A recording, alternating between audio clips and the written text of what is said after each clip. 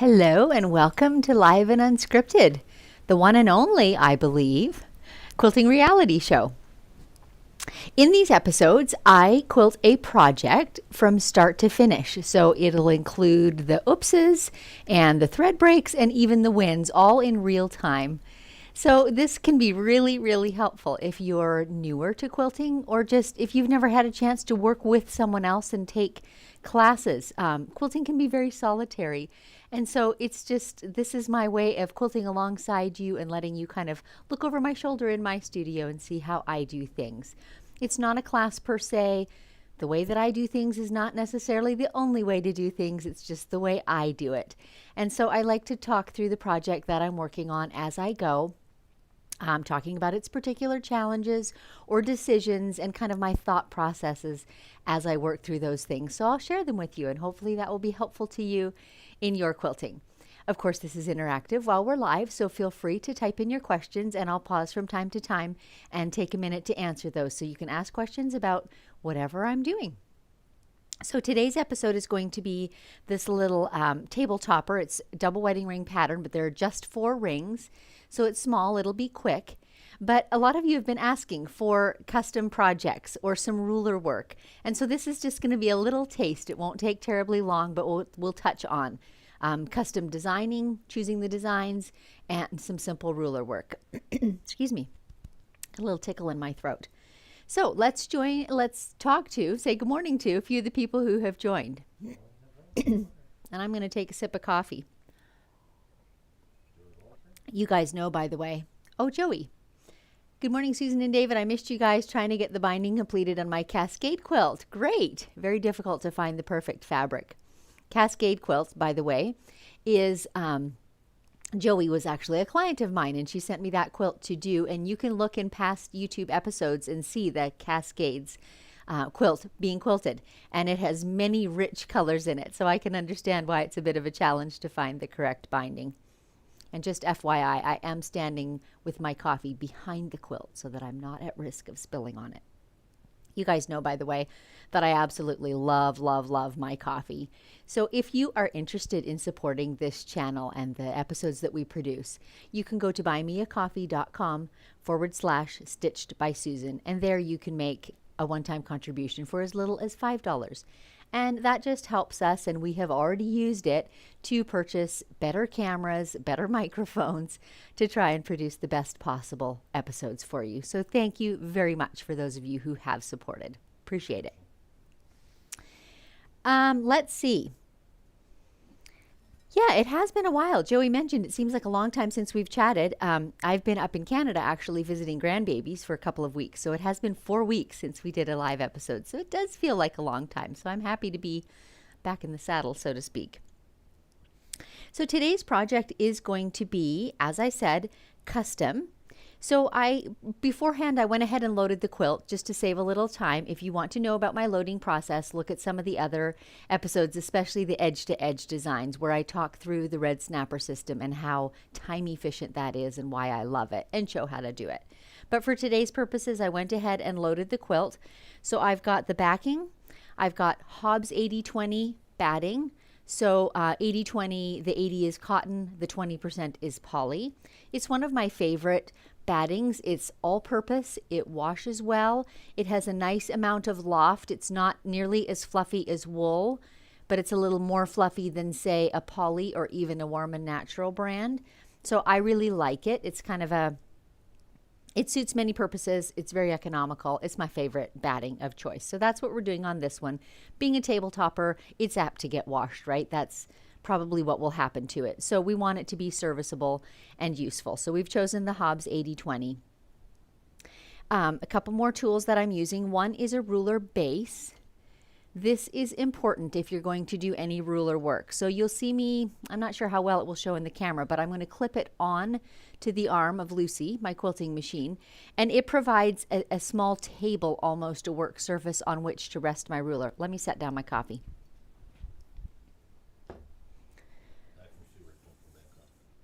So it provides this little table of work surface, because when I'm using a ruler, The arm of my quilting machine is only about 3 inches wide, and it's even curved on the edges, so my ruler would be apt to rock and not stay flat and be difficult to control. So to do any kind of ruler work, it's really important that you have some type of ruler base, and I think every brand of long arm machine will have one. They're usually an addition, something that you snap on when you're ready to do ruler work. So now your ruler has a place to rest and stay nice and flat and much better for control. So I'll go ahead and put that on. Actually, I am off the quilting surface so you can see it. And this will be different from brand to brand how they attach. But mine just has a tight spring that clips it on. And I'll show you the ruler that I love. And here you can see on here, oh, now Dave moved the camera. You can see on here where I now have a nice base. Wherever I want to move my ruler, it's got something flat and sturdy to rest on. Okay, let's talk rulers for half a second here. This is one of my favorite rulers, and I think it's the only straight ruler I have. I was just looking over at my cabinet there to be sure. It's the first one I ever bought. It's by A1, so A1, the quilting machine brand, makes this ruler. What I love about it, and I think you can see it in the camera, is it's got this sort of slanted handle on it, extra piece. And this is invaluable in my opinion. When you're doing ruler work, you have to keep a certain amount of pressure downwards on the ruler so that it doesn't move about. And if you only have a flat surface, your hand gets very tired if you're doing quite a bit of it anyway, because you're forced to just hold by pushing down on it. The advantage of this handle is I can sort of grip this ruler now in any number of ways, and you'll see that as I'm working on my quilt. And it makes an amazing difference in the level of hand fatigue. So I love this ruler. Now, I don't have any others, but theoretically, any type of handle would serve that purpose, right? So if you've got a different flat ruler, maybe you've got one of the phone holders that, you know, suctions onto things, you could probably do something like that. But anything that allows you to grip in a few different ways will be super helpful. And there are other brands of rulers too, and some of them do come with some type of handles built on them. This is just what I have, what I know, and I really like it. And like I said, it's a 9-inch ruler. It's the only straight ruler I have. Long enough to do the bigger things, short enough to do the tiny things. It's the only one I have. Dave's telling me he put a link in the comments for you. So yes, you can see that ruler if you're interested in it. And I've used this, probably 7 or 8 years pretty steadily. So they don't wear out unless you hit them with a needle. It's a great tool. Okay, a couple of the things that we're working with today on this little runner, it belongs to a client, and I think maybe it was her first attempt at a wedding ring and she wanted to learn how to do it. So that's great. But one of the things that we have is a bit of rippling on the edges. This green and red is really high contrast, so it kind of shines on the camera. But what we've got is there's only so much fabric here, right? So I've smoothed it out this way. I'll smooth it out this way. And whatever's left on these curves, I've got to ease in. So I'm going to take the time to put some pins in this before I baste it to distribute that fullness as evenly as I possibly can. You know from my edge-to-edge work that I usually have my channel locks on to get a nice straight basting line. Obviously that's not going to work today because it's not straight. So I will have to do it freehand or with the benefit of a round ruler. But either way, I want to be sure to evenly distribute that excess in there.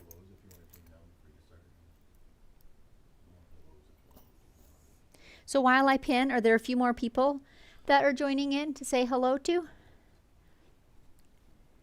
Sue, hi from Bancroft. Nice to see you, Sue. Sue is a regular.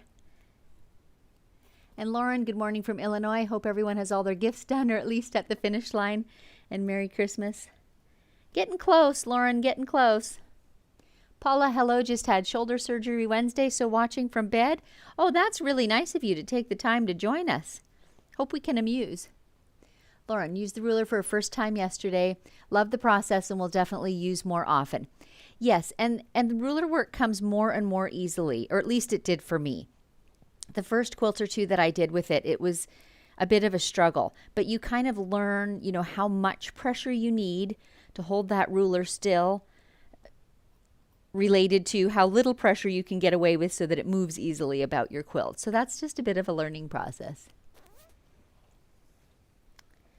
We're a small crowd this morning, but that's okay. This will all be here in the replay and anyone can watch it then. So here you can see I've got quite a bit of little ruffling going on. So I'm going to kind of use my divide and conquer method of pinning approximately in the middle and then approximately in the middle again, just so that I get that fullness evenly spaced out. And I don't have a whole lot in one place and none in another.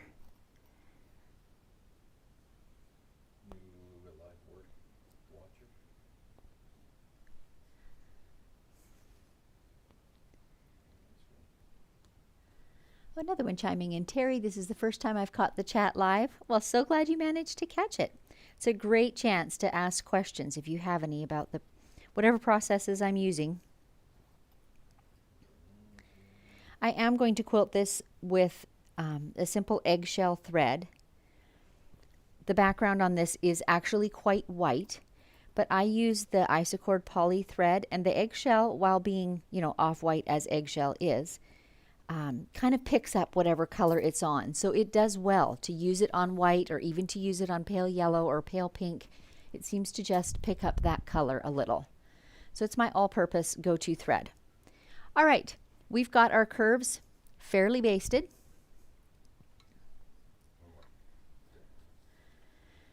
Donna chiming in from Baraboo, Wisconsin. Welcome, Donna. I'm so glad you all took the time to be here this morning. I know it is a busy season of the year. And I'm curious how many of you still have things to quilt for Christmas, for yourself or for perhaps clients as I do.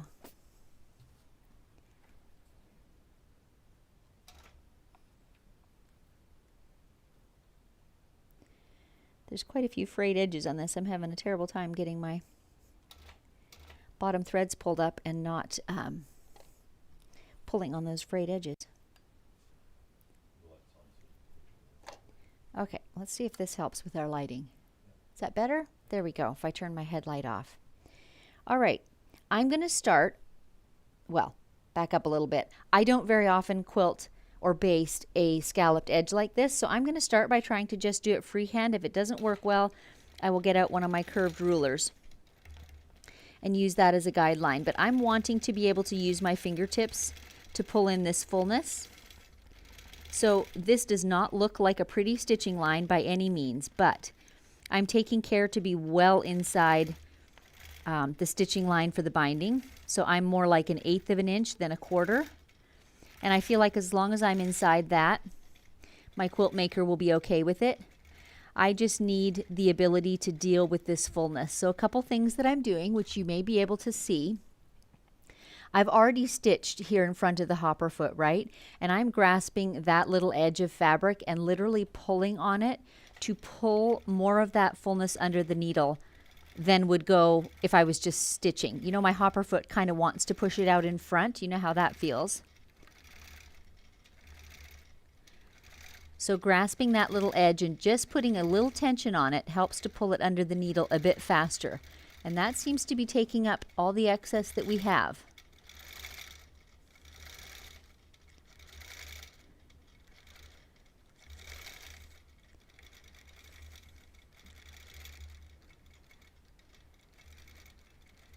I'm just using my fingertips to manipulate that fabric in whatever way I need to get it under the needle without actual pleats. There is a little fullness in there, but no actual pleats.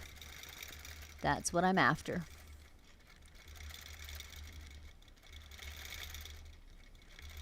If you're by chance working on a quilt that has super wavy borders, that's a really common quilting conundrum.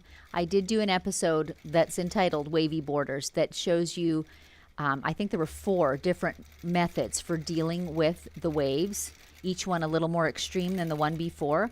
So if that's a thing you're working with, check back with that episode and I give some more tips on it. But this is the simplest one, I would say, is just manipulating the fabric a little bit faster under the needle.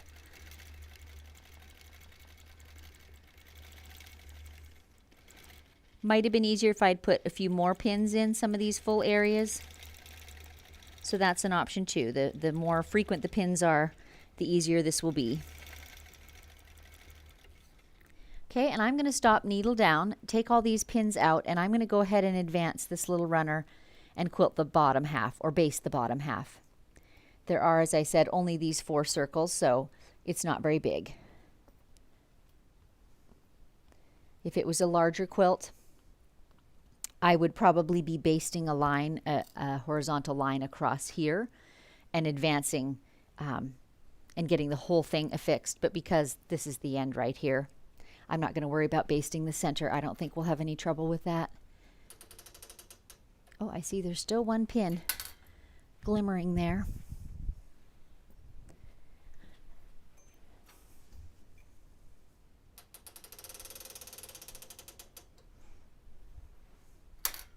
So as you can see, just a wee project today, but a fun little Christmassy one. Okay, so I've tugged on here a little bit to make sure this center is smooth and flat. As I mentioned earlier, I did the same thing from side to side. That middle, yeah, it is difficult for you to see, I'm sorry, because the needle is in. But this center is the tighter area, so that has established how big my runner is. And that lets me know that all the rest has to be eased in, because I can't stretch that middle, right? I've got to make the middle smooth and then pull in any excess that there is elsewhere. So a little tug on there, just gentle. I do not want to stretch it.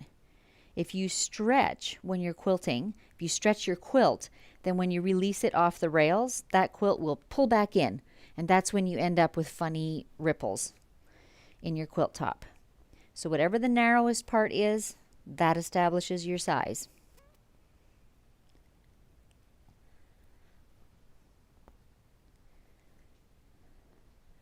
And I'm running my pins perpendicular to the perimeter of the quilt. Some are pointing inwards, some are pointing outwards. That doesn't matter, but if they run sort of across my edge, then I can go ahead and stitch over them without having to undo them as I come to them. I mentioned earlier that I show you the way I do things, which some may not say is the right way. I know some quilters would be horrified that I quilt over my pins, but I always have with my basting. I do it slowly. I've never broken a pin or a needle doing it. So that's just my way.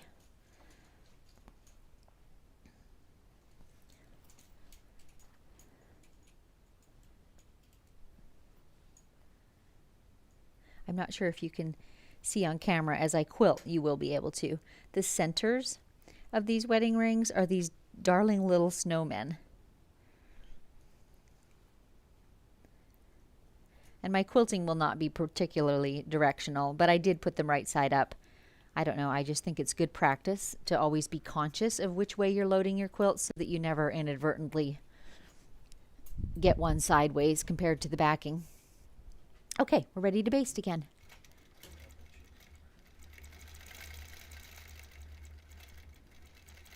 So again, just using my fingertips, I'm keeping them flat, flat, flat down on the quilt. They're not delicately in the air because you don't want to stitch a finger, that's for sure.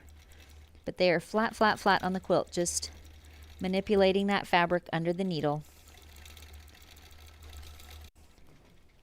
And basically the only reason I'm changing back and forth between methods is because of angle. When it's easier, I pull from where it's already stitched, and when it's easier, I sort of nudge from the front where I haven't stitched yet. And I have to advance just a little bit more. I'm at my front rail, and I can't quite stitch to the front. On my machine, and this may be different on yours, but on mine, the ruler plate really shortens up my throat space. So because it's under here, I cannot quilt nearly as far forward as I can without it on. And I'm so used to quilting without it on that sometimes I don't judge that space very well, but that's okay. I can just forward it a bit more. And here I do have to take one pin out.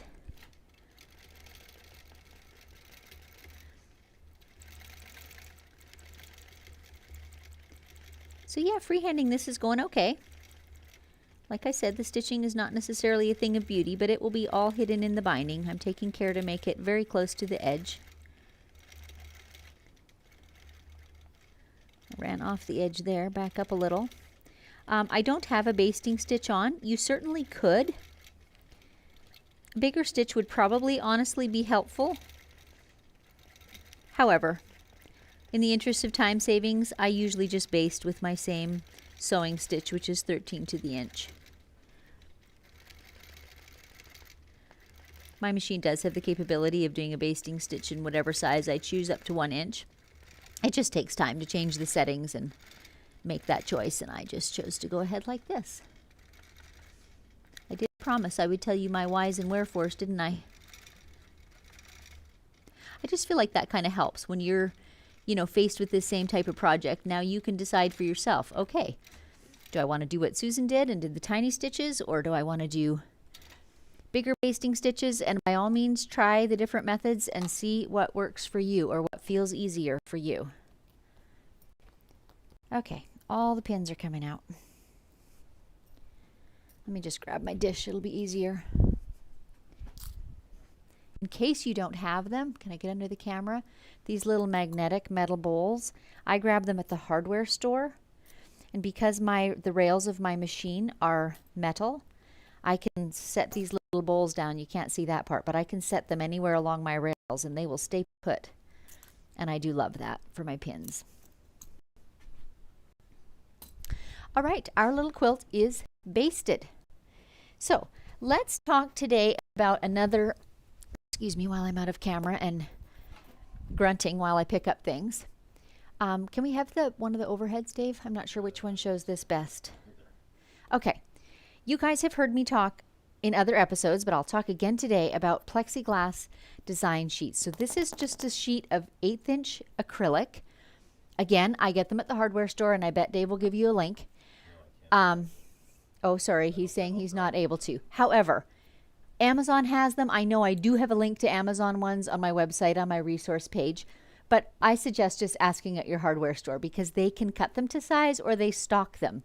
So this is 18 inches by 24, 1/8 inch acrylic plexi. All we've done is put some duct tape or any kind of good sticky tape on the top edge on the whole perimeter for 2 reasons. One is so that you don't inadvertently draw off the edge with your marker. You've got that little barrier there. And 2, that is always the top side. I absolutely never switch sides because there will be marker residue on this, guaranteed. So I always know by the tape which is my top side and which side should go down on the quilt. You can get fancy and do pink duct tape or teal blue or whatever you like, but I have the trusty aluminum. So what I'm able to do on these sheets then is lay them right on top of my quilting surface with my wet erase marker, try out a design with my little scrap of batting, erase, try again, erase. And I call these my audition boards, and they're super, super helpful. So I've already got in mind what I want to quilt on this, but I'm just going to show you how easily this works. So let's take this little, gosh, I don't know what shape it is inside, the little curved edges. And I can say to myself, well, I think I'm going to do a little border inside there to kind of frame it. What am I going to fill it with? Well, here's what I've decided to do. In the interest of time, this is not a high-end project. She didn't want me to spend a ton of time on it. The client didn't. So this is going to be pretty simple. I'm going to make a little center, and I'm going to do quite stylized flower petals, and I'm just going to fit them in there. And they are super flexible. So I will just fit them and stretch them to fill up that area. Really simple. And then in the melon or iron shapes, again, I'm going to stitch in that ditch to kind of frame it. And I'm just going to stitch from point to point with my ruler. Like this. And then I'll just go back the other way, point to point. And that's it. And then we'll do a little, I think, point to pointing in the joiner areas of the melons as well, and that'll do it. Really simple. So one of the decisions that I like to make on a custom is this idea of how much stitching in the ditch to do and how much of this adding a little border or buffer to do. And that is completely personal, completely up to you. I feel like it looks much more finished and polished when you do stitch in the ditch. focuses your eye on the piecing, the beautiful piecing, but it is time consuming. So that's always a thing that you're weighing. And you'll see when I do this central area with the flower, this additional little stitching inside really frames it nicely. It is not essential. So again, you've got to weigh it against the time you want to spend, but I wanted to show you it today because it's so good at framing and at separating this design from what's in the melons. So that can be really beneficial. So that is completely up to you how you use those, but that's kind of the effect you get from them. So the stitching in the ditch defines the piecing, and that extra little framing kind of separates one design from another. Okay, we're done with the plexi. Yeah, let's look at a couple of comments and let me get a sip of my coffee. I made, by the way, a homemade pumpkin spice this morning, and it is delicious. Which camera am I on, hon? This one up here? Okay, here we go. Jill. Comment disappeared. Hi, Susan and Dave from sunny, cold Minnesota. I recently finished piecing and quilting The Mountains Are Calling. Great! Thank you for the inspiration. I can't post to social media till it's gifted. I look forward to seeing that, Jill. And to those who are watching today, I have twice or three times done the quilt The Mountains Are Calling on the YouTube show. I think I've quilted 5 of them with a few different ideas, but yeah, it's a fun quilt. Sue Rickman finally got Moxie out of her boxes again since moving, so doing Christmas panels to get back in the groove. Great. That's a great way to sort of get your mojo back. And Terry, quilting a Christmas one with you. Good for you. That's great. Lauren, binding the red truck quilt as I'm watching and listening. Last gift for the year. Good job. And Rusty, hello from Maryland. Hi, Rusty. And Lauren again, I clean my plexi with WD-40 and then wipe down with vinegar and a clean cloth. I wish my windows were that clean. Okay, I've never thought of using WD-40. Maybe type in the comments, what does that do? Is that like a residue remover? I understand the vinegar for sure. Paula, Susan, your nails are always so pretty. Thanks, Paula. And you know, this is kind of a treat to myself since I started doing these YouTube productions. I've never done my nails like this in my life, but I'm quite enjoying it. And shh, I'm going to ask my accountant if it can be a business write-off. Okay, that's all the comments. All right, one last sip and let's get started. I've got the ruler base on. I'm going to go ahead and put my clamps on the side. We don't want any wrinkles. I'm going to go ahead and put my stretchers on the side. These again are all part of the red snapper system, and on other episodes I take a little more time to show the details of them. But today I'm not quite sure how long this is going to take, so I wanted to get some of this preliminary stuff done for you.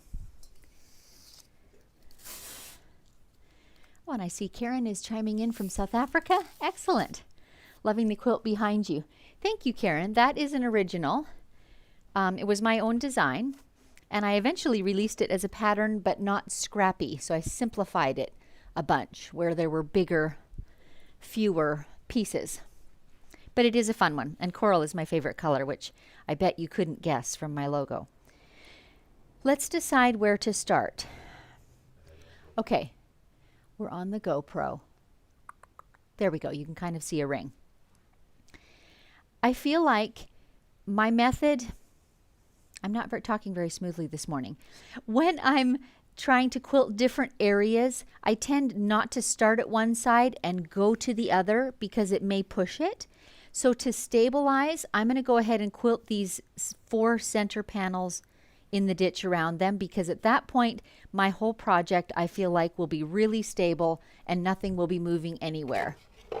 And I'm just grabbing, I'm out of camera, I know, I'm rooting around in my ruler tub because I probably don't have a ruler that's going to be the exact curve of this, but you'll see as I stitch in the ditch, I can just use the curved edge of the ruler as a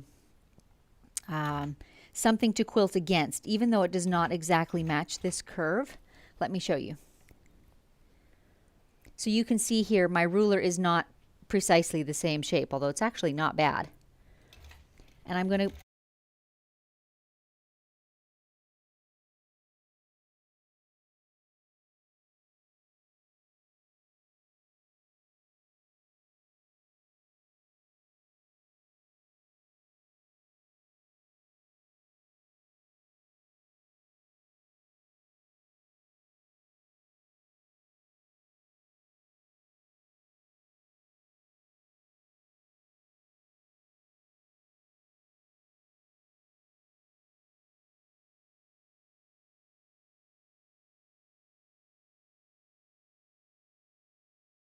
looking at this afterwards, you will never know that I did that with a straight ruler.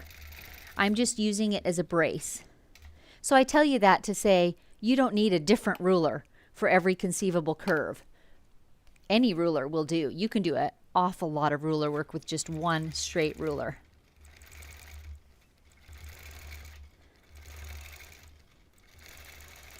I guess I don't have to persist in doing it with a straight one, do I? But that's what I started with.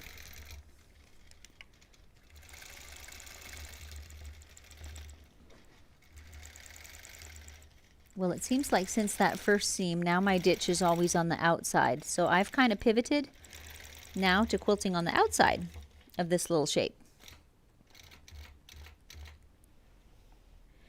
But if you don't tell, nobody will be any the wiser when it's all said and done. Only the quilter will kind of know that that happened.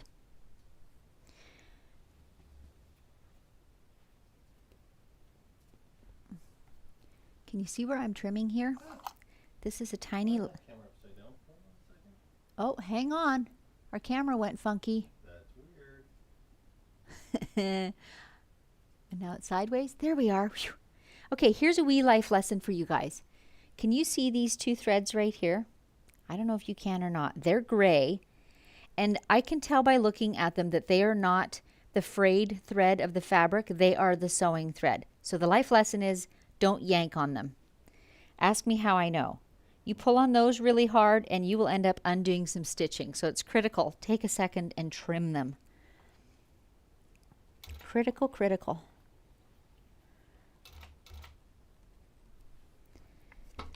Okay, I'm going to stop talking for a bit and just head down and get some sewing done.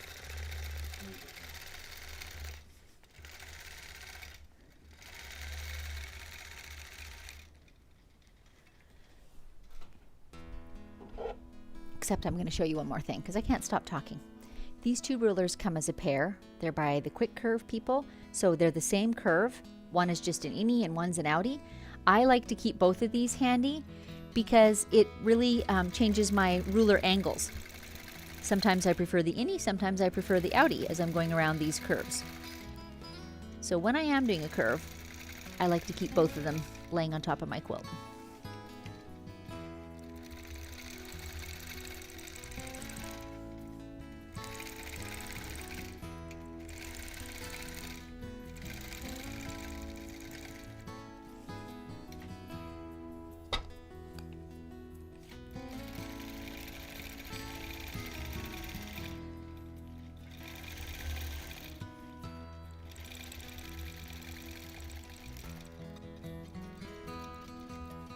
And I'm just lock stitching 4 or 5 stitches very close to each other at the beginning and end of each of these. I am not taking the time to bury my threads. This is not a show quilt type project. Yes, I'm thinking, ladies. I'm thinking I'm going to finish this area while I'm here.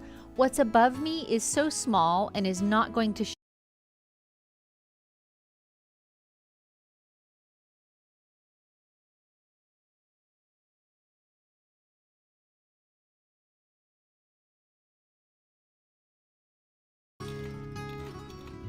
This is a happy bonus. You get a glimpse into my somewhat disorganized head sometimes. But maybe we'll look at it this way. I have a plan going into it, but I'm always ready to amend my plan.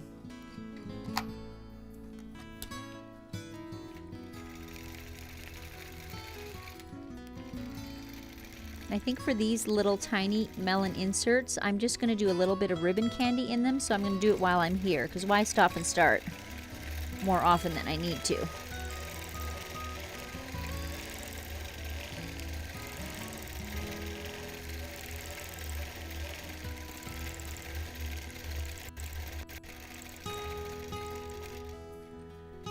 And again, just a few little quick, tight lock stitches.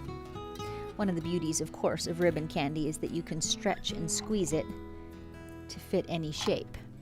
So it's the perfect choice in a little irregular shape like this. Start this side.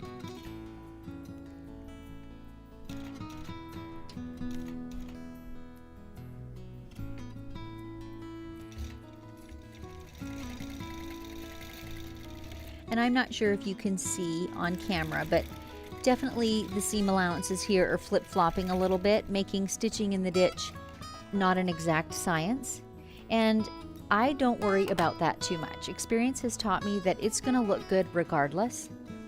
So I'm just doing my best to follow that seam line. When the ditch is obvious, I stitch in it. When the ditch is not obvious, I just stitch near to it. And when it's all said and done, it will be pretty.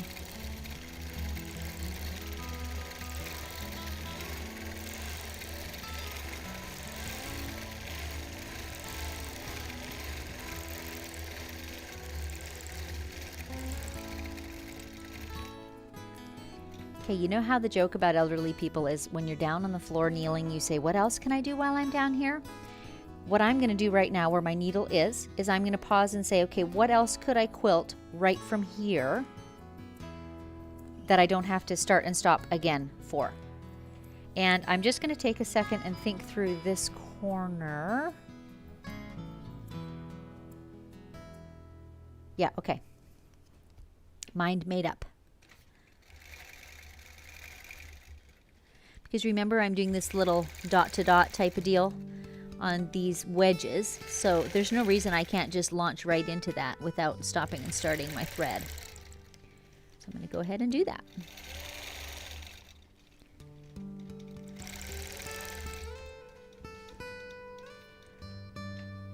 Those little corners are just awkward. I'm not sure yet what I'm going to do in them exactly.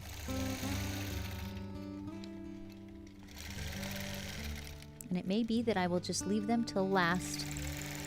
There are so few of them that that would not be a bad thing to have to stop and start my threads just to finish up those little corners.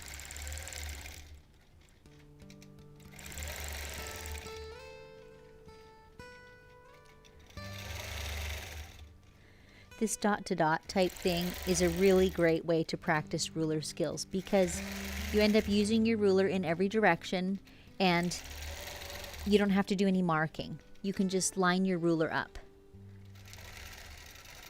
with the dot that you're aiming for. And so it's just really good practice in handling the ruler. And you can see as I'm working the benefit of being able to hold this ruler in different ways, right? Because I keep changing these angles. But I've still got a very stable grip on it.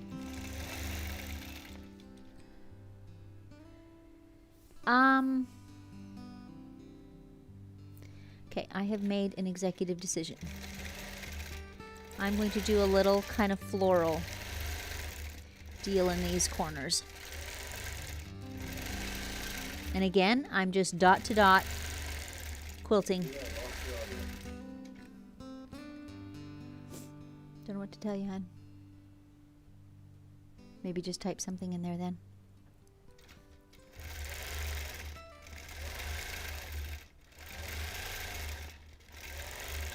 And tell me when we're... Okay, if you heard that muttering, that was Dave thinking that the audio had disappeared, and so we were just checking up on that. So hopefully that is right again, yes? But it's locking up on the stream end. It's not us, it's going out. It's locking up in YouTube if they're having any technical difficulties. Just type it in. Okay, if you can hear me talking, we're just double checking that things are good. Our stream is going out smoothly. We can see that at this end, but Dave's also watching it on YouTube and he's seeing that it is locking up a bit and going out jerky. So I apologize. There is nothing I can do about it. We're streaming at a high level at a high speed, and so we're doing everything that we can do to make it good for you.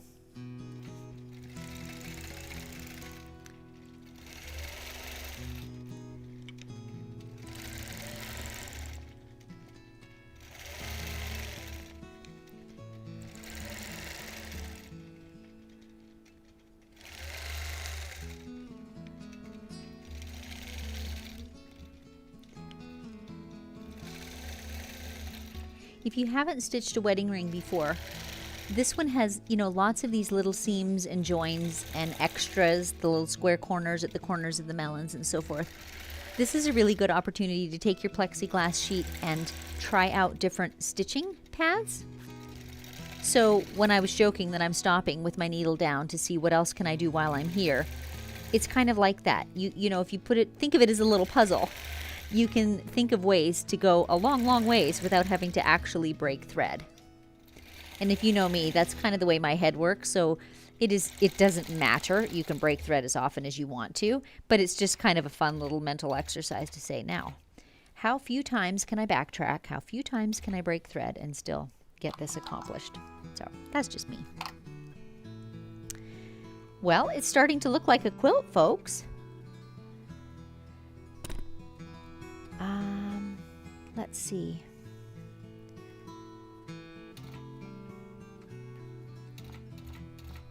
Yeah, let's take a couple of comments and let me get a little sip of coffee. I always have to take my glasses off to read the comments.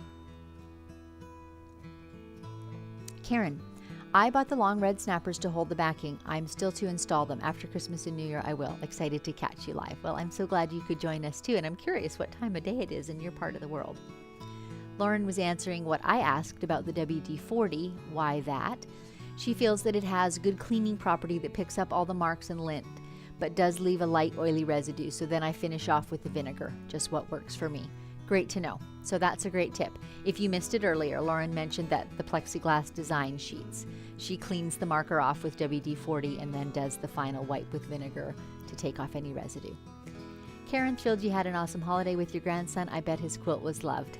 Sure enough. And he has a big sister too, so I got to see both of them and spend 2 weeks with them. That was just great.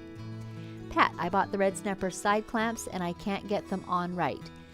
I mean, one option would be look at some of my other episodes. I can't tell you off the top of my head which one I spent more time on that, but I will tell you also, I actually called the people that I bought them from and asked them for tips, and they were really helpful. They're definitely stiffer and more difficult to use when they're new, and they definitely loosen up and get easier over time. I will tell you one of the tips. You'll know that the channel in which you put your fabric is super, super, super thin.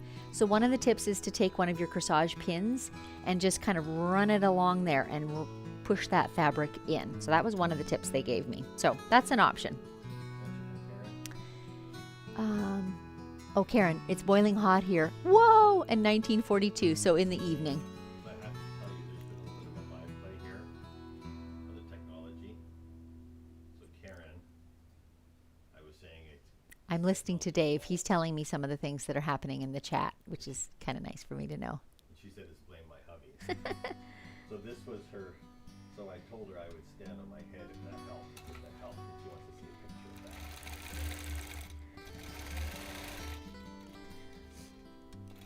I'm just pausing to kind of convert in my head. The area where I'm working here is half of the little squares that are kind of between the wedding rings. Does that make sense? So I'm just pausing to make sure that I've got pictured where the perimeter of that is and how, which portion of my flower I should be quilting here. So my point being, there's no shame in pausing. It takes less time than undoing does.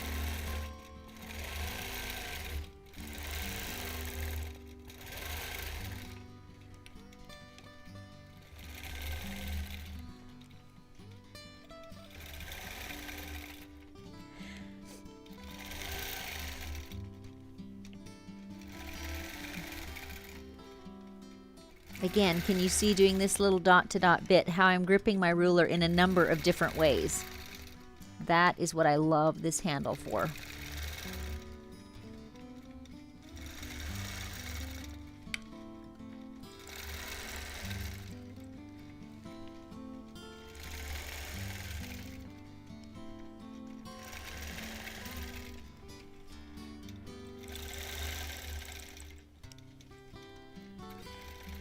That little straight seam I just did right there is one I had already stitched. I see no problem with tracking over that one more time. It is something you see a lot in finished custom work, is a certain amount of backtracking. So, going over something that's already been stitched. There's nothing wrong with that. If that feels faster than tying off your thread and starting again, by all means do it.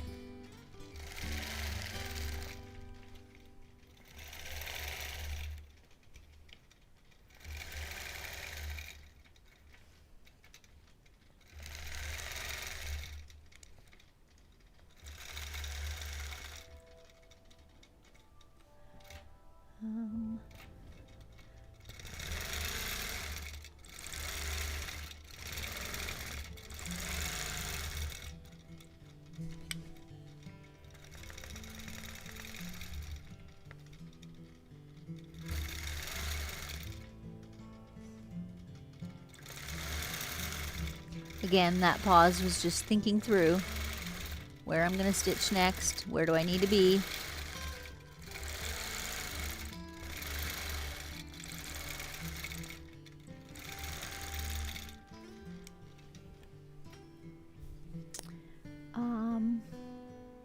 Now that I've got these ones closest to me done, I'm going to back up my quilting toward me just a little. I'm quilting at arm's length, which is not ideal. There we go.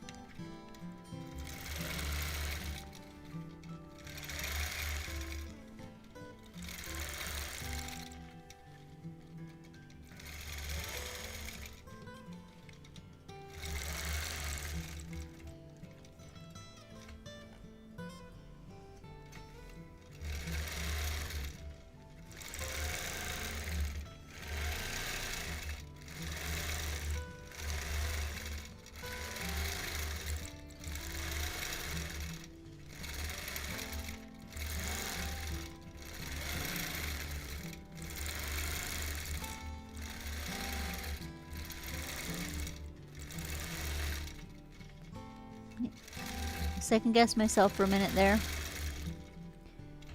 So again, I'm not sure how much you can see in this low light. I actually stitched a straight line across one of these corners. So as soon as I get past this area, I'm just going to put a pin in there, and I'm going to come back and undo that straight line after I'm finished quilting. And I will just knot off the ends of that to make it secure. With these busy little prints, you know, and talking to you guys, I just kind of lost my bearings there as to where I was. So now that I'm well past it, I will just tuck a pin in there to remind me where that is. Okay.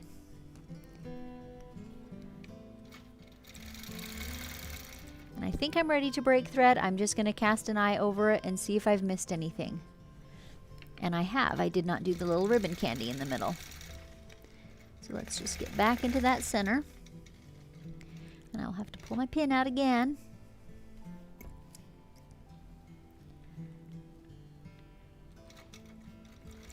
If I were doing a larger quilt with this design, this is just my personal way of doing it. I would get pretty methodical about what order I did things in. First this, then that, so that I don't miss things. Because when you're doing several different quilting designs in several different areas, it's all too easy to get a little discombobulated.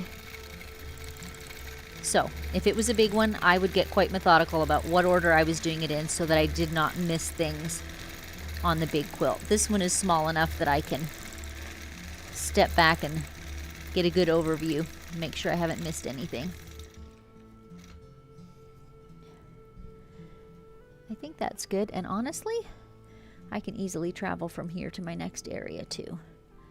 So I'm just going to do that.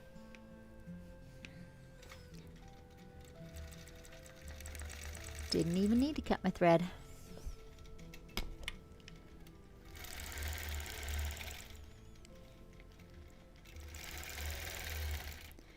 Also, when I'm working on a larger quilt, I like to use a very small cart beside me, because you get this kind of mess of rulers and marking utensils and stuff going around on your quilt. So that's one of my personal tips.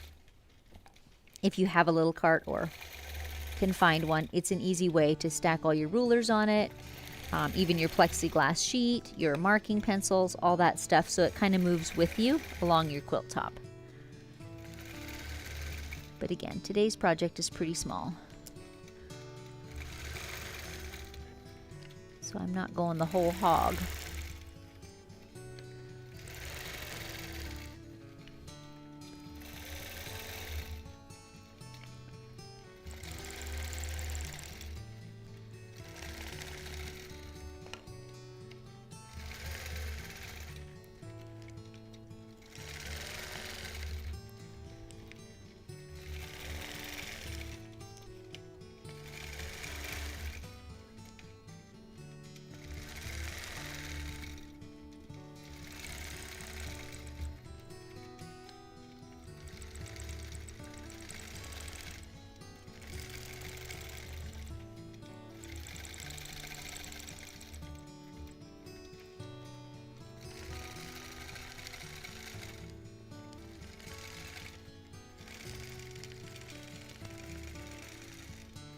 The first double wedding ring quilt that I ever quilted was a vintage one, and it was part of a challenge at my local machine quilting guild.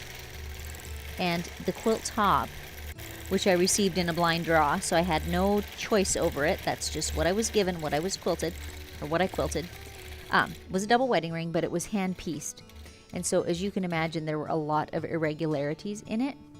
But one of my big takeaways from that quilt was, I can quilt these stitching in the ditch lines. I can just determine where they need to be, quilt them in, and it looks pretty at the end. It does not have to be exactly in a ditch. It does not matter if, little seams don't match up. That will not show. In the big scheme of things, doesn't matter. So if you've ever seen me post pictures of Audrey was that quilt, and she is one of my favorite ever quilts today, all these years later. And I was a very novice long arm quilter, like maybe a year into it when I did that quilt, so there was much I didn't know, and I was kind of dumb enough to just dive right into this rather difficult project. But I sure learned a lot, and when it came out the other end, I knew a lot more. That was one of my big takeaways, though, is it does not matter if the piecing is irregular or imperfect. Just quilt it and it will be beautiful, and don't get too hung up on stressing over those little details.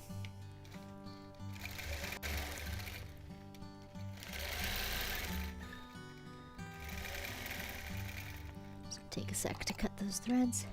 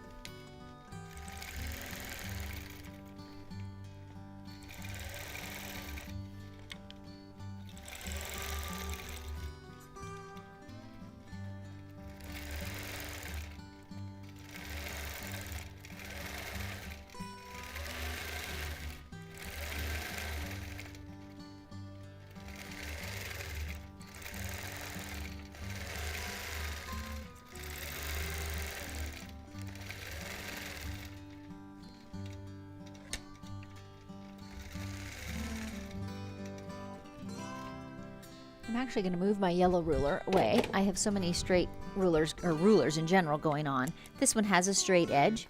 It does not have my trusty handle. But for the purposes of this small project, it's one less ruler I've got underfoot here. And my hands are not going to get fatigued in this little bitty quilt.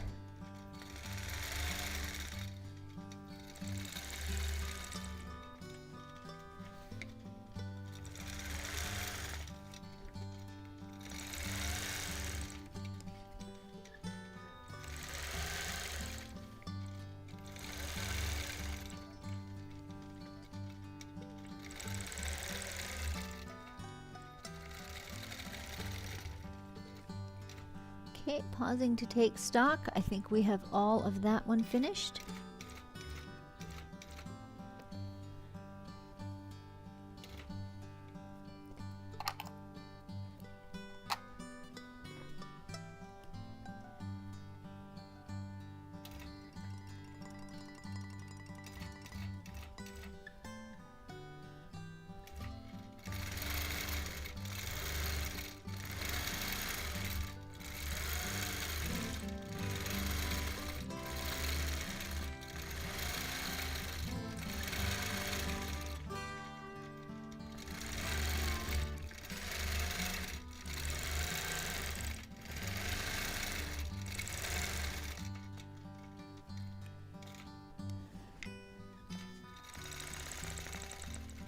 Again, I'm just traveling along some previously stitched lines.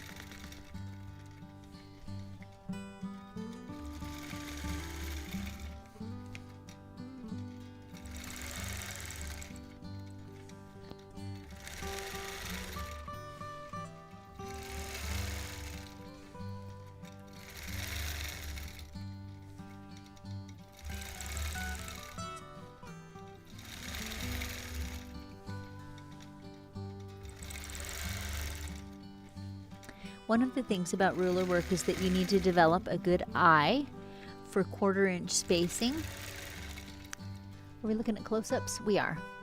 Because when I'm lining up the edge of my ruler with the next point that I want to go to, I'm not putting my ruler at the point. I'm putting my ruler a 1/4 inch so that my needle will hit the point. I didn't mention that earlier on, so sorry about that. That is one of the first steps, certainly, in quilting with a ruler, is that you're never holding the ruler on the stitching line. It's always a 1/4 inch away.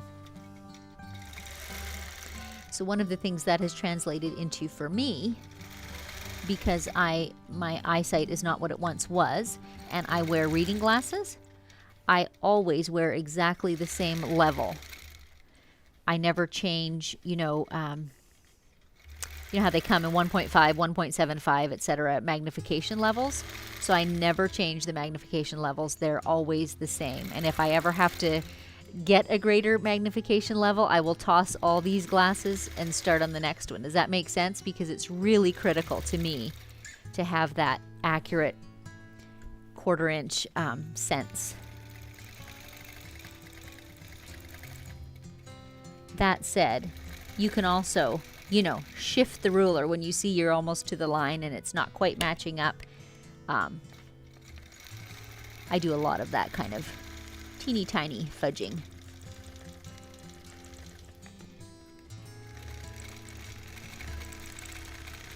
Now you know the rest of the story. It is not perfection.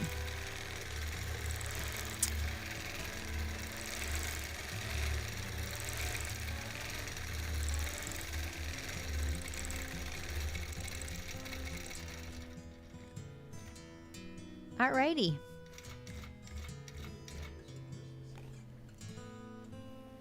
Ribbon candy is particularly apropos on this quilt, isn't it? It's one of the traditional Christmas candies. I think we've got all the irons and things done. I think I'll go ahead and take the time to fill in this little snowman area, and then we won't have to rewind to come back here. Yeah, I'm going to start in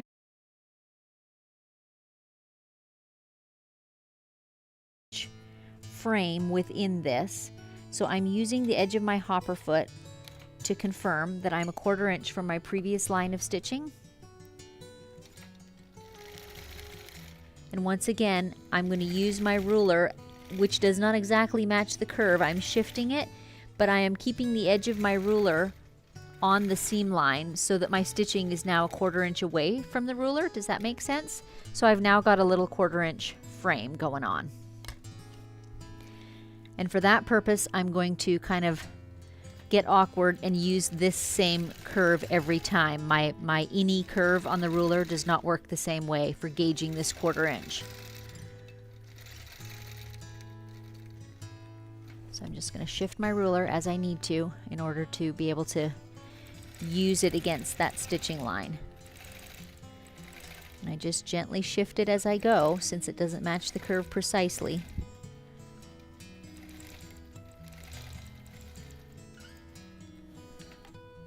And then, like I said, your hopper foot is also a 1/4 inch, or mine is. So that's kind of my secondary gauge. Oh, let's clip our thread tails a sec.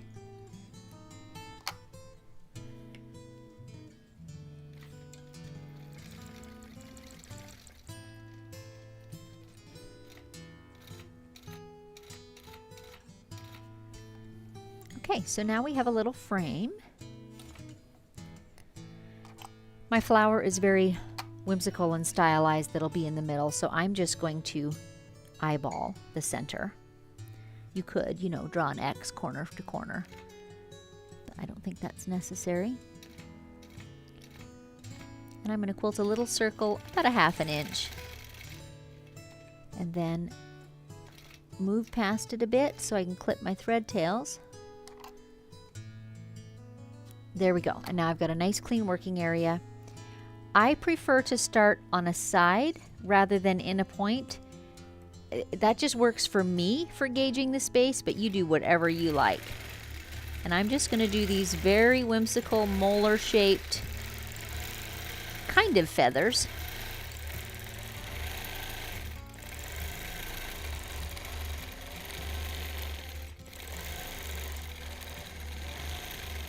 Stretching them out to fit the points.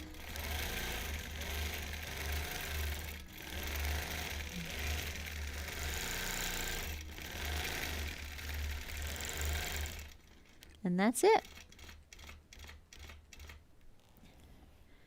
I will move Lucy aside so you can perhaps see the quilting. It's difficult to see, but let's see how best. Right there. You can see that quilting. So that just fills in that little rather awkward shape quite nicely.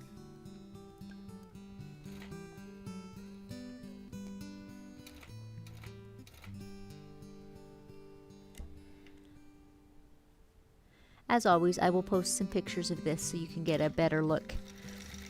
The quilting will show up better when I have good lighting, so you can get a good look at it, and particularly watch for how this frame works that I'm quilting right now and see what you think of that. It is always, weighing time against the look of it, but this is often one of the first things that I do choose to add in a custom quilt because it really elevates it, I think. It really sets one design apart from another. And if you don't do it, even if you've stitched in the ditch, they tend to just run together a bit.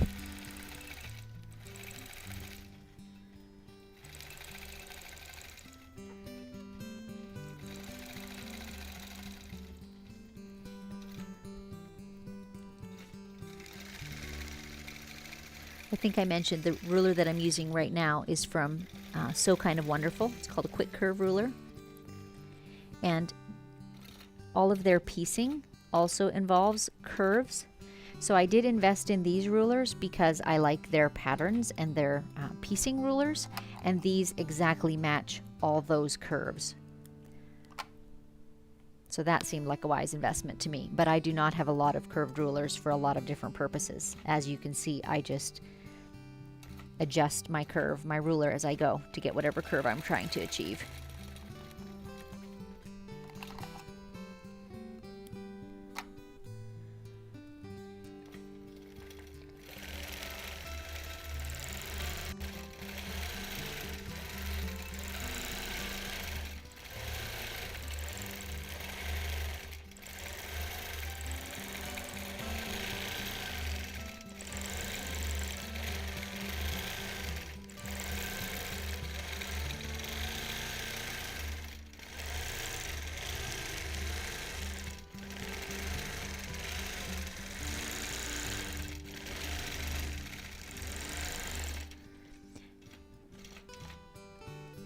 Certainly an option in these areas would have been a more formal feather. Also could be easily stretched to fit the awkward shape. I just thought this style suited the quilt more, kind of whimsical, playful. So that's why I chose the molar type shapes. Molar, or some people see hearts in them, whatever you call them.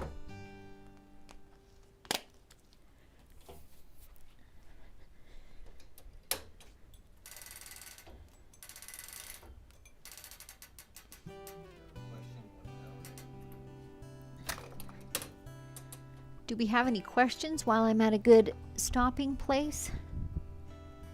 Pausing place? I probably could run it down a little more even. Let's see. Joey, the floral in the corners are perfect. X's are my favorite ruler work in jelly roll strips. How did you decide on your thread color? Just curious since thread selection is my Achilles heel. Well, this one I feel like was narrowed down, Joey, because we've got red and white and green. It's going to be one of those, right? The red or the green, in my mind, are going to be super vivid on all the white and just really eye-catching. where the white will not be as high contrast in the smaller red and green areas. So that's personal choice, but I thought the white was the best choice for being unobtrusive on this quilt. And I'm going to roll the quilt back just a little more. Might as well quilt it closer to me while I can. An easier reach. There we go. Okay, just taking stock of what I've done and what I need to do. I'm going to put my stretchers on the side once again.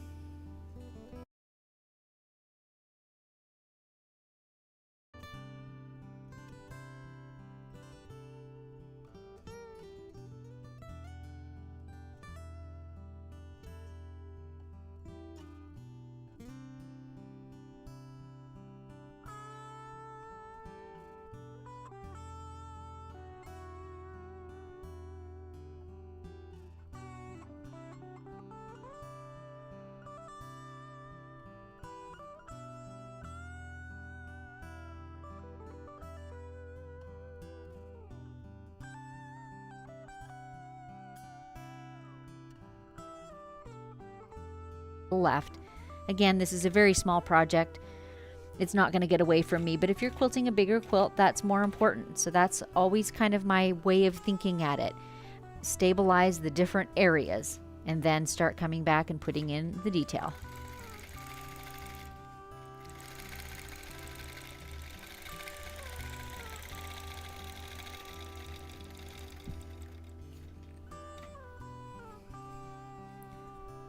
You're seeing me keep moving this pin in and out, in and out. I've learned the hard way. You cannot lay a ruler on top of a pin without really messing up your stitching pattern. You would think you could just hold it in place and stitch along the edge of it, but that does not work, at least for me. Cannot have a pin anywhere in there.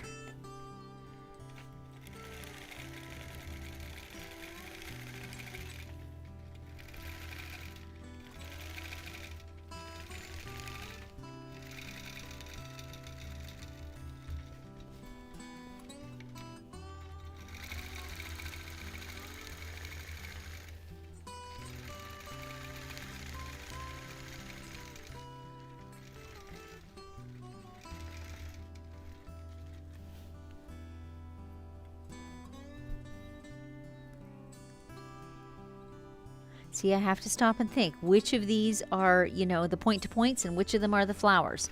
So I'm just going to go put in the flower because then I won't confuse myself. Make sense?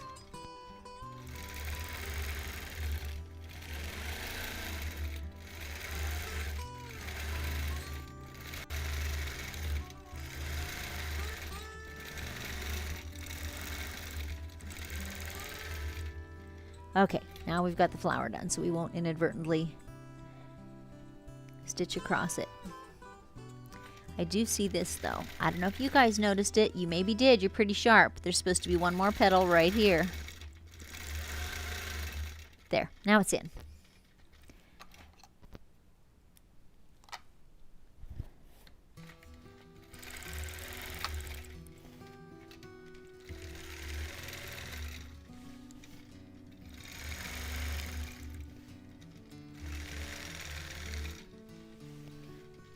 I don't know if you can see, but I talked a lot about gauging my 1/4 inch spacing, but I actually sometimes do minutely shift my ruler if I see I'm not hitting the point I want to go to. So I just wanted to point that out so that you know that's an option. And that will not show up. That still reads very much as a straight line. But I did in fact shift my ruler just minutely.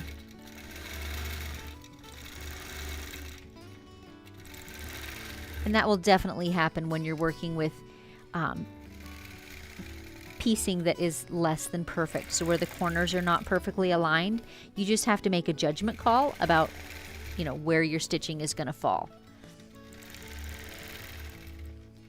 And there's not a right or a wrong way. You just make a call, you do the stitching, and it always looks good in the end.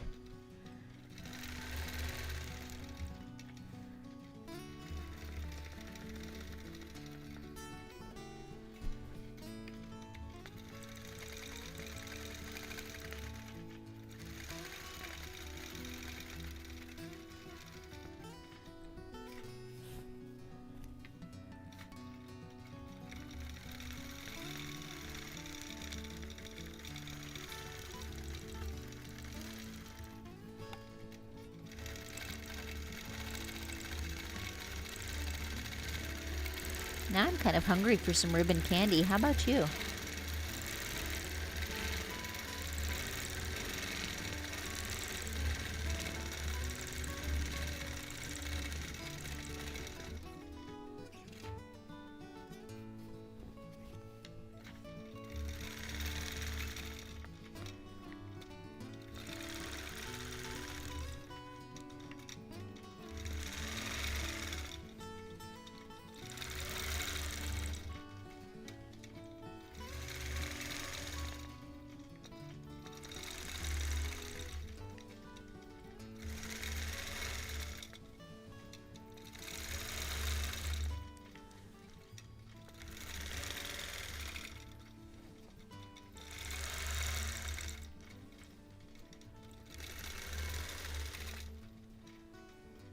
I'm just going to travel in this basted edge to right here.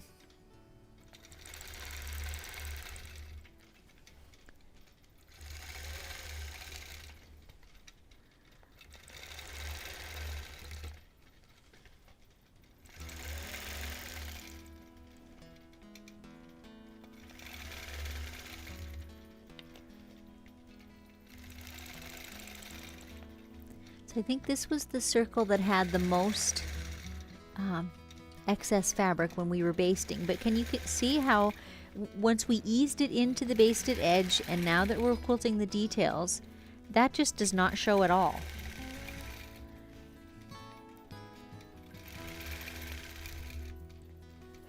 That to me is kind of magical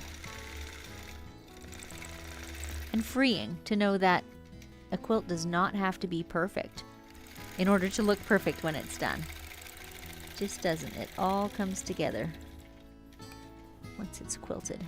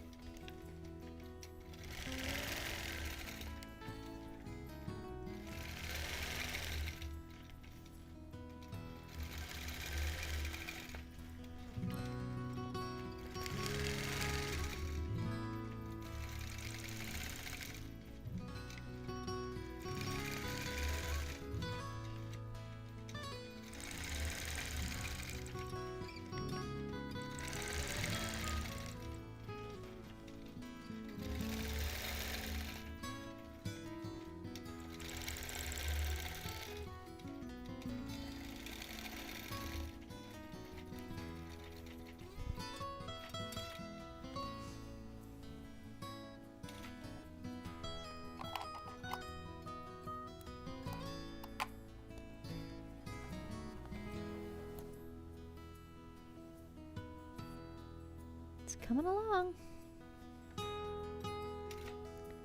Actually, let's start at the inner corner.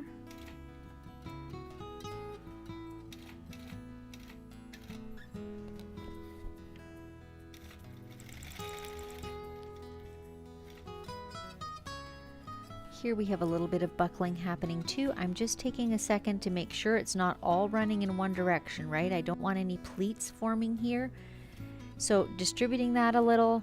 I'm just going to put my ruler down on it to hold it in place, but you could also, put a couple pins in if you had a lot of fullness that you wanted to control, and that just keeps it from shifting. You can decide where you want it to be, fix it in place, and quilt.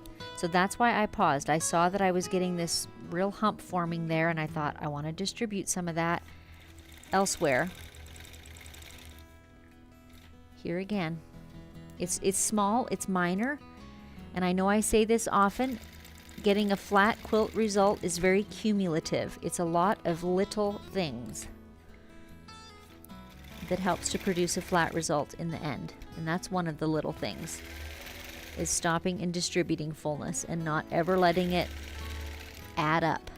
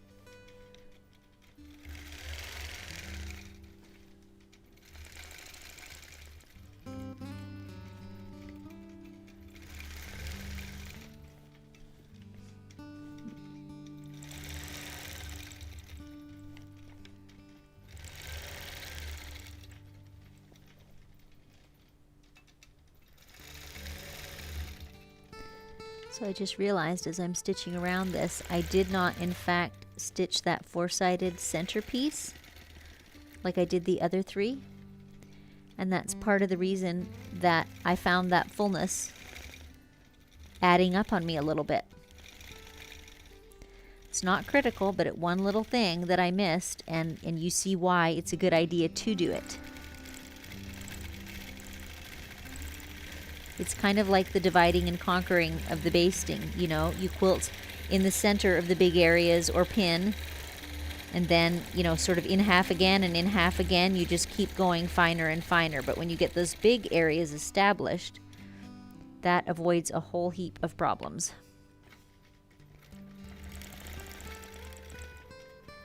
So let's just go do that right now.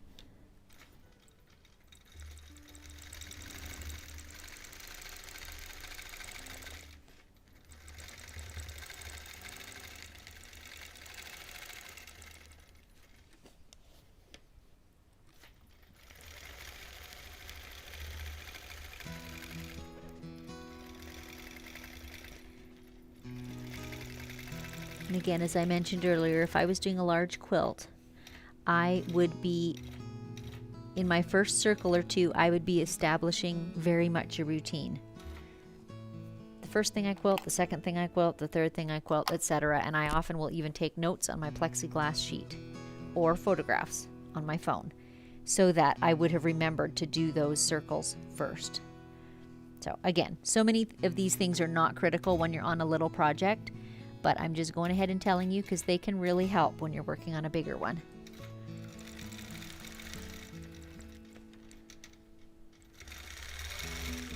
That way nothing gets skipped and you don't get those problems that add up.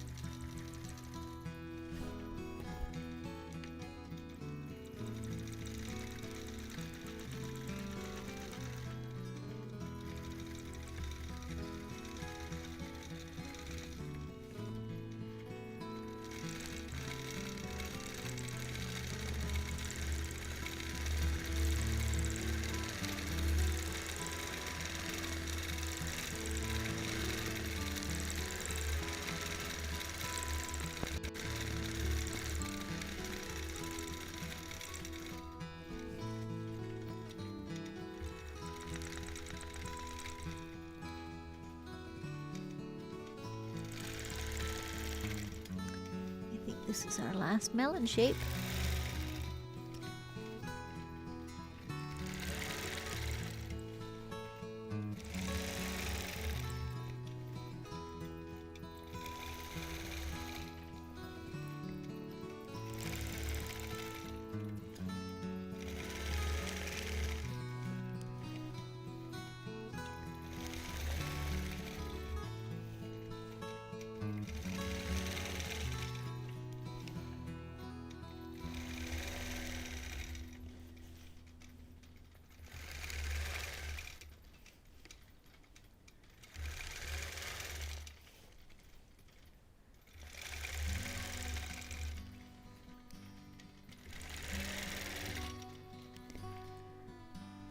Did you see that thump? That was my ruler base running into my little stretcher on the side. So I'm just pulling out my trusty yardstick and lifting that up a bit and continuing.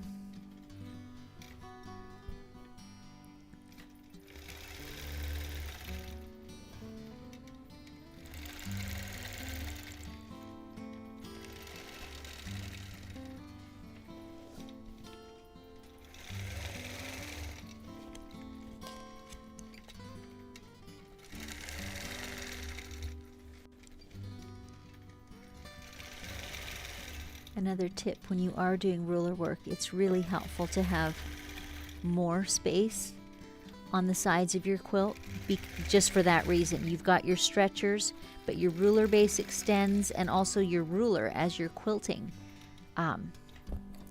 pokes out toward the edges, and you really need more than the 3 or 4 inches that you usually have on an edge-to-edge quilt for extra space. Likewise at the top, especially if you're using the red snappers, because you can't put your ruler up, right next to them easily. And so having that little extra space in your backing can be helpful. My preference on a custom quilt is 8 inches. Nothing is more frustrating than you're quilting a gorgeous feather, and all of a sudden you bump into one of those edges and it's got square corners. Really frustrating. Okay, I'm just taking stock. I have all of that little melon shape done. Good. So we've just got 2 more center flowers to do, and that'll be it. So if you have any final questions or comments, you've got a few more minutes to do that.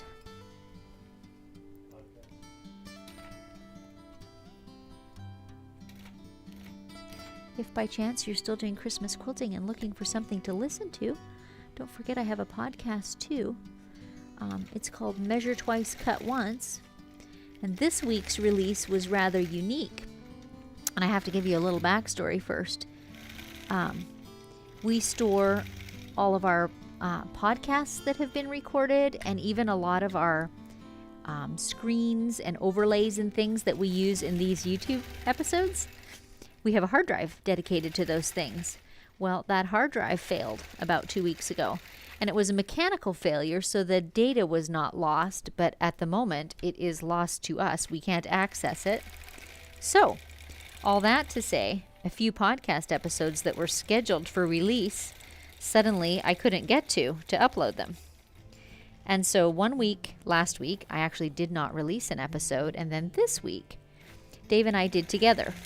So we thought, we're just going to talk frankly about some of the things that we as entrepreneurs face and some of the lessons we learn. And one of the lessons we learned this time is that we need to store our massive amounts of data that have to do with our podcast and our YouTube episodes online, so that there is never a risk of them being lost. So, lesson learned. But meantime, we had a fun time talking together about what it is like to work together, work in each other's pockets, so to speak. And yeah, it was just kind of a fun and more personal episode than some of them. So that came out on Wednesday. So again, measure twice, cut once. And yeah, that's the podcast.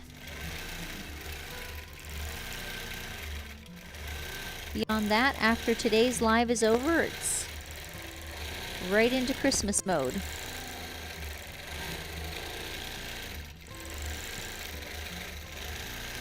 there is a 5th Friday in December.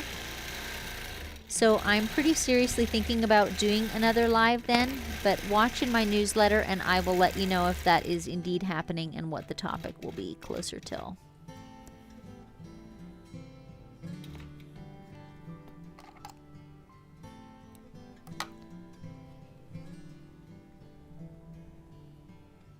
These little snowmen are just so cute.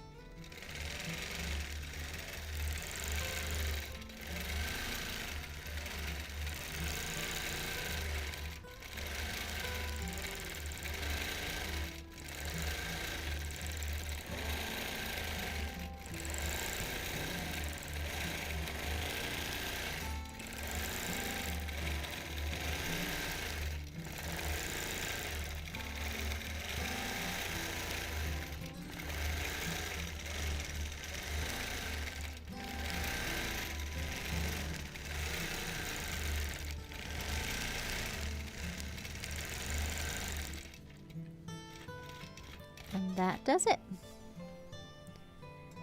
Alrighty, I will trim threads. Any more questions or comments?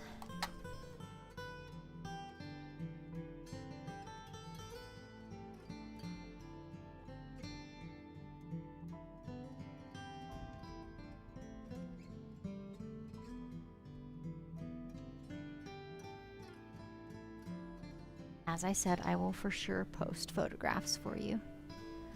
There it is, our little runner. Sure, let's have comments. Karen, if it was me, Susan, I would have put some painter's tape, just a second, there we go, on each block that was for flowers. I would have totally put the flower in the wrong blocks. You know, and that might not be a bad idea if you're doing a big quilt and there's a lot of places to go wrong for so many reasons. This one being tiny was more manageable. Barbara, would love to have a mid-holiday live and unscripted session. I think I probably will try to do that because I know that I'll be quilting, and so it'll probably be another edge-to-edge one, not a custom one. So it's not too much thinking involved because, you know, on the 29th we'll be in a food coma. I think it's the 29th. I'm not even positive about that. Oh, look. There's me and the little grandbaby. That's Dave pulling pictures in. Yeah, we had such a good time. Dave was there a few days. I was there for a couple of weeks. Such a good time with the grandkids. And they're adults, too. So, anyway, thanks so much for joining today. If you have enjoyed this episode, I invite you to like and subscribe and tell your friends. So, all of my YouTube episodes are live and unscripted reality shows, I call them, meaning you get to see the project from start to finish, you get to hear my thought processes, and you get to see some of the oopses that occur, like the line that I quilted in the wrong place today. It's all very real, and I show you exactly how it looks like when I'm working my way through a quilt. So I hope that it's really helpful for you. I appreciate lots of the feedback and emails that I get from those of you who are watching, so thanks very much for that. Meantime, you guys have a great last few days leading up till Christmas, and we'll talk to you next time.